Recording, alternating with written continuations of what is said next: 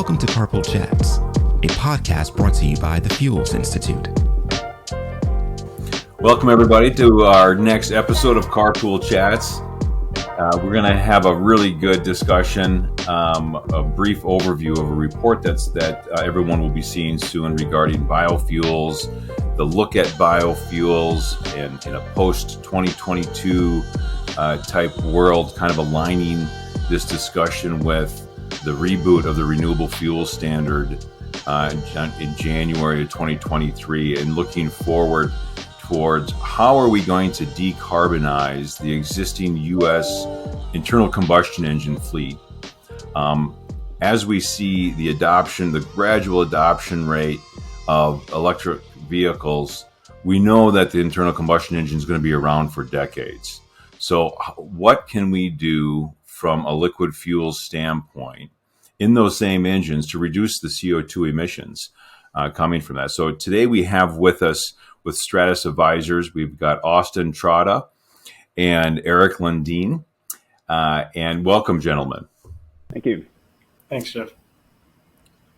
So this report is really a kickoff to some new things that the Fuels Institute is going to be focusing on. We're going to be taking a deep dive into, what can occur here under the new administration, policies that are coming out, whether or not a company is tackling their ESG demands, or they're looking at offering new fuels to the public or within their fleet, their existing fleet.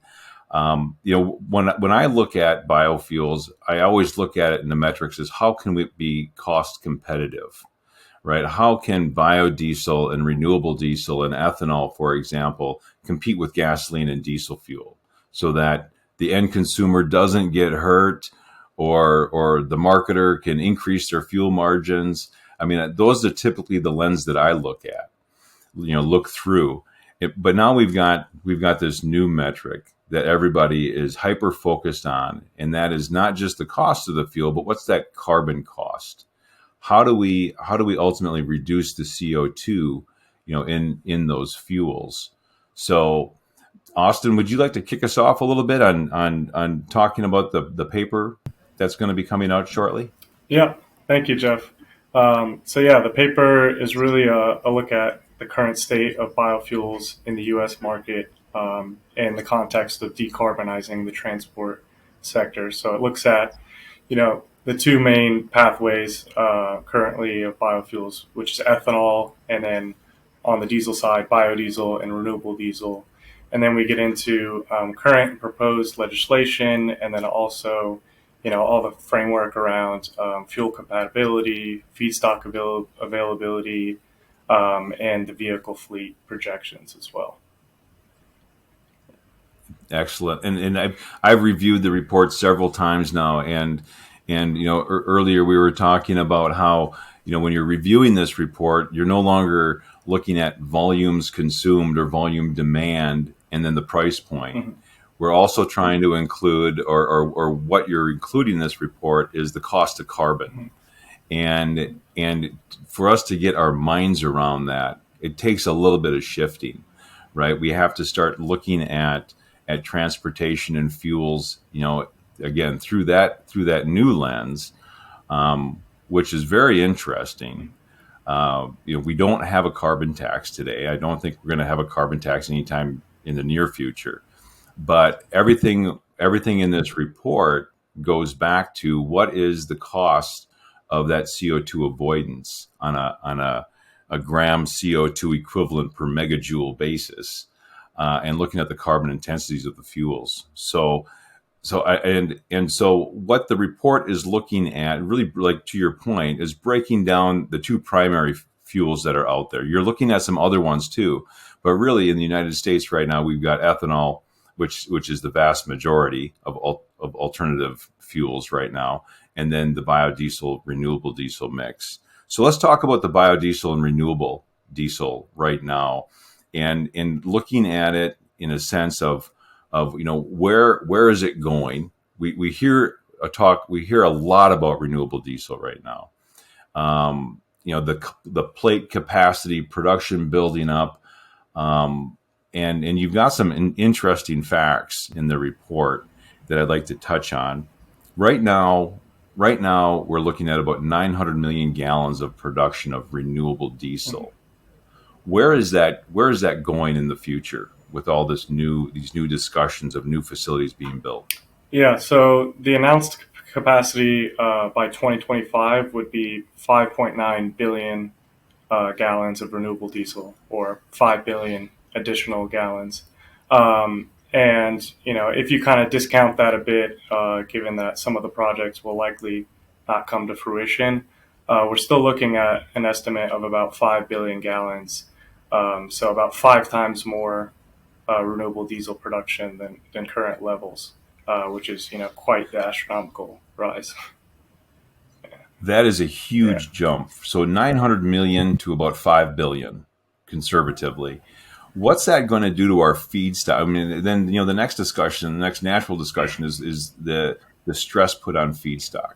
What are you seeing? What's the relationship between renewable diesel and biodiesel moving forward? As many are reporting right now, we're topping out for our feedstocks right now. So there's going to be this struggle on feedstocks alone, let alone new industries like sustainable aviation fuel and other industries coming to the table saying, hey, we're lacking oils here. How do you foresee that planning out? What's gonna come out of that? Yeah, and just for a little bit of context on what's fueling this rise, the California Low Carbon Fuel Standard program is the crux of demand for renewable diesel right now, since it basically requires an over-compliance in the diesel pool to make up for a shortfall of compliance in the gasoline side. So that's basically where most of this renewable diesel is slated to go. And as that rises, there will be some cannibalism of biodiesel production. But yeah, as you alluded to, the feedstock side is already pretty tight, not just between producers, but also from food processing and animal feed producers. So a 5 times increase will be interesting, since that's going to increase prices and costs of production, but it's also going to lead to increased competition for the lowest CI, or the least carbon intense feedstock. Which will push more producers to use higher carbon intensity feedstock, lowering their credit value. It'll also push the other producers into higher CI feedstock, and then it also increased the risk of fraud, and increased deforestation risk across the world. Yeah, all very good points. And so there's a good chance we're going to see some of the existing biodiesel facilities really turn into pre-treatment facilities to create the renewable diesel. Yeah. Is what I'm hearing out there. So it's not like they're going to be mothballed or lost here. They're still going to be functioning. And of course, to a number of your points there, what happens to the carbon intensity as we have to pre-treat and transport and increase our refining to get to that renewable diesel specifications. So all things that I think we're going to be looking at coming up here in the future. What I'm hearing in the report right now is that there's not a huge increase in the carbon intensity moving from a biodiesel to a renewable diesel, which is fantastic. And of course, the other big deal here is that renewable diesel is a completely fungible drop-in fuel. Mm-hmm. So biodiesel being limited to a 20% blend, RD or HVO, is a drop-in fuel, can be used as is. Mm-hmm. So in your estimation, when we talk about LCFS driving this, right? We got the LCFS on the West Coast, California, Oregon, Washington, whenever. And then we got the RFS. So so all of this, it's really the West Coast demand that's driving it. Do we have an indication as to what that diesel demand along the West Coast is? And I apologize for dropping that on you, but when we're talking about roughly 5 billion gallons of renewable diesel, Mhm. is that going to satisfy a big chunk of the diesel demand on the West Coast where it's cost effective to use it? Yeah, we've seen an explosion in the percent of diesel in the diesel pool in California, especially. As you mentioned, biodiesel, you know, in some cases is blended at 20%, but historically we've seen it at about 5 to 6 to maybe 7% of the California pool. But as renewable diesel has been, as you said, as a drop-in fuel, has been basically the swing producer of LCFS credits in California. We've seen the percentage rise to over 20, 30, and nearing about 40% of the diesel pool currently. And as you said, Okay. as it's projected to rise, it could, be well over 50% of the diesel pool in California. All right. And that kind of is kind of a good segue into talking about what's going on with ethanol right now, because we still have these opportunities to reduce the carbon intensity of the biodiesel renewable through efficiencies, Mhm. through land use practices, through farming practices. And all of that's being discussed right now. We've got boots on the ground that are assessing farmlands in South and North Dakota. I think you guys have a great example in your report, talking about the differences that farming practices can make from ag crops going to biofuels, and those were some huge swings, huge differences just in farming practices alone, what that does to the carbon intensity of the final product. So, hopefully everybody picks up on that in the report, that we do have a lot of room to improve. And taking a segue, moving into the ethanol Mhm. discussion, let's talk about room for improvement. You dive really deep into the carbon capture program that's being proposed, Mhm. and it's moving forward. Right? I'm in Iowa today, and so I hear about the pipeline system that's being discussed. Do you want to dive into that a little bit and talk about, kind of specifically, what's the schedule for that? Mhm. How many facilities or gallons is that going to impact? Mhm. And then what's that going to do to the carbon intensity of that ethanol? Mhm. Yeah, so we've seen a flurry of announcements on the carbon capture side of ethanol production. And for a bit of context, we've seen ethanol's carbon intensity uh, reduce substantially over the past decade. And the industry has announced a net zero target for 2050 in order to remain competitive in the future as a net zero fuel as the goal. And that would be mainly met through carbon capture and then, as you alluded to, sustainable farming practices, incentivized by low carbon fuel programs where you receive a better, more credit value the lower carbon intensity your fuel is. There's also on the carbon capture side another incentive, which is in the Internal Revenue Code, Section 45Q, which gives you a tax credit for carbon capture from industrial processes. And now ethanol producers have announced projects to capture the carbon from their ethanol production and store it under the ground and receive this credit value, which is currently about $32 per metric ton of carbon captured. And that rises to $50 by 2026, and thereafter is pegged to inflation. And also, there's current legislation out there included in the Build Back Better bill, which would raise that credit value from $50 in 2026 to $85, which would increase the amount of ethanol projects, looking at this carbon capture technology.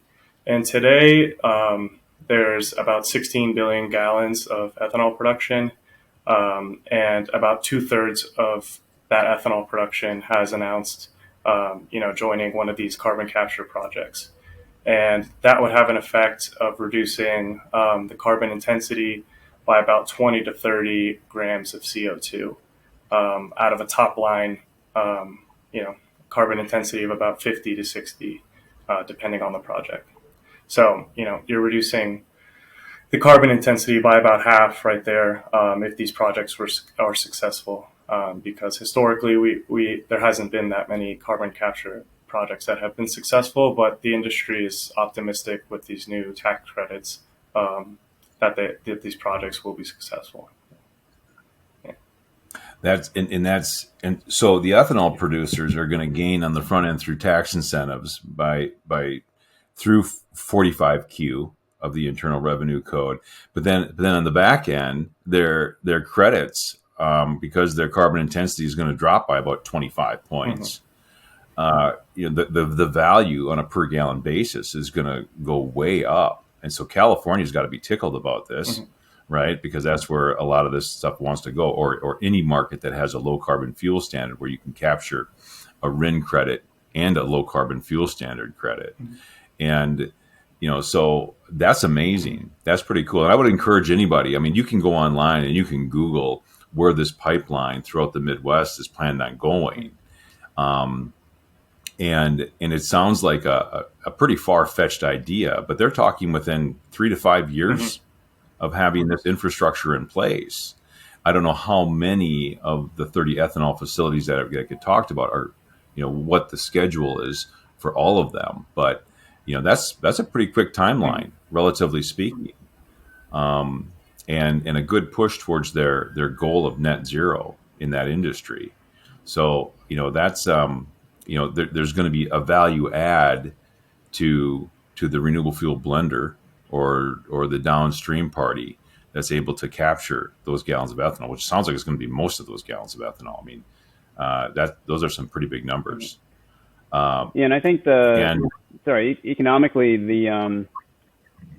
it's a very economical option for further reducing costs, because I think it reduces the cost of reducing carbon emissions from the overall U.S. biofuels consumption. I think it was by like 20 to 30%, depending on the level of, or the number of projects or the number of ethanol plants that undertake this. And so it's a very good incremental add-on to what biofuels do today. That and we're still having the discussions on E15, right? I mean, we're still. I mean, I think this discussion, what you guys just said, is only going to, push those discussions on E15. And yes, there's a lot of things to talk about that, from compatibility to engine warranty, et cetera. But when you got a cost savings, that's that potential, behind it, you're going to get a lot more folks behind it. So that's going to be really interesting to see that. And ethanol in your report, the feedstock availability to move to E15, the feedstock is there, unlike other biofuels. So it sounds like we've got room to grow. The ethanol production facility does anyway. And it'll be interesting to kind of crunch those numbers to see how far that can go, moving from the, your standard E10 blend out to an E15 blend, 15% ethanol blend. So, I mean, I think in my experience, what I've seen is the more fuels you have out there and the mix of credits, those that are savvy and blending and taking advantage of that, you can be really ultra competitive in the market space. And so the more tools you have to be competitive, typically, the happier you're going to be, as long as you're jumping into this and staying ahead of the curve, which is really cool. The one big unknown that we have, and we talked about this a little bit earlier, is what's going to happen to the RFS, post 2022, and EPA takes the reins and they start setting standards. Are they gonna maintain their volumetric standard as it is today, or are they going to move more towards a carbon performance standard like we see in a low carbon fuel standard? The problem with ethanol, as you guys point out, is that by statute, it's locked in to a D6 RIN, bucket, and it can't break out of that. Even though we might get down to, a 60% GHG reduction by volume, and into they can't get out of that D6 mandate volume when quite frankly it should be an advanced biofuel at that point. Today we're pretty close to being an advanced biofuel by what we're seeing. So that's going to be really interesting to see what EPA does there. Of course, to break ethanol out of that bucket, it's going to take some congressional activity, because that's all in statute. So I'm not sure. I gotta believe that some industry folks are actively lobbying to maybe move towards a performance standard and get away from the volumetric standard that's kind of holding back the progress made on reducing the carbon intensity of the fuels. Your point on potential fraud, though, is well taken. Right? We've seen this. We've seen this over the years with people manipulating the system, and right down to people sitting in their bathrobes generating RIN credits, in their kitchen. Right? Most of those people are in jail or have already served their time. But it is something that we certainly need the oversight and the engineers in there to qualify all of those gallons. So that's going to be interesting to watch as well.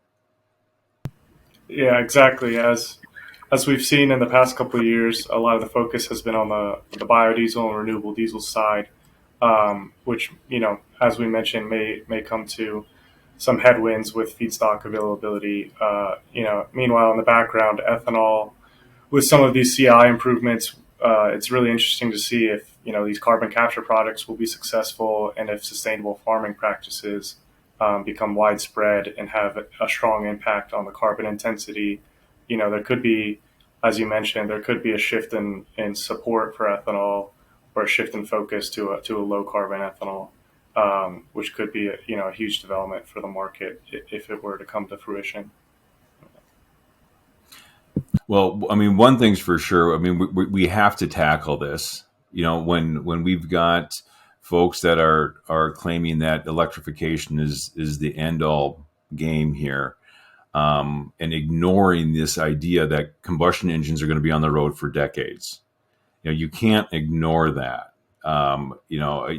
If you want to be honest about the situation, if you want to have an honest discussion about climate change or CO2 reduction, we can't put all of our eggs in one basket. So I think the report that you guys have done is really going to help us set the stage for where are the improvements being made today, where can they be made in the future, and looking at different schemas to get that done, because those vehicles are going to be on the road for a very long time,